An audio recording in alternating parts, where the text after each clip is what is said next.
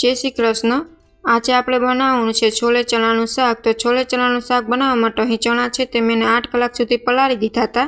હવે આપણે તેને બોઇલ કરી લેશું। ચણા સારી રીતના બફાઈ ગયા છે। અહીં ડુંગળી ટમેટાની મેં ગ્રેવી કરી લીધી છે અને લસણની પેસ્ટ કરી લીધી છે। અહીં તજપત્તું, દાલચીની, હળદર, મીઠો લીમડો, હિંગ, ગરમ મસાલો અને ધાણા જીરું પાવડર એડ કરીને આપણે ગ્રેવી છે તે એડ કરી દઈશું ટમેટાની ડુંગળીની। અહીં લસણની પેસ્ટ એડ કરી દીધી છે। હવે સ્વાદ પ્રમાણે મીઠું એડ કરી દઈશું।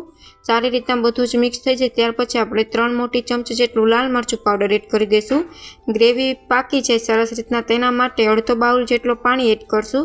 ગ્રેવી સરસ રીતના પાકી ગઈ છે। હવે આપણે બોઇલ કરેલા ચણા છે તે એડ કરી દઈશું અને શાક સરસ ગ્રેવીવાળું બને તેના માટે અહીં ચણા છે તે મેં થોડાક મેશ કરી દીધા હતા તે એડ કરી દઈશ અને 2 મિનિટ ઢાંકણ ઢાંકીને આપણે તેને બફાવા દઈશું। તો આપણું શાક છે તે બનીને તૈયાર થઈ ગયું છે। જો તમને અમારી રેસીપી ગમે તો સબસ્ક્રાઈબ કરજો।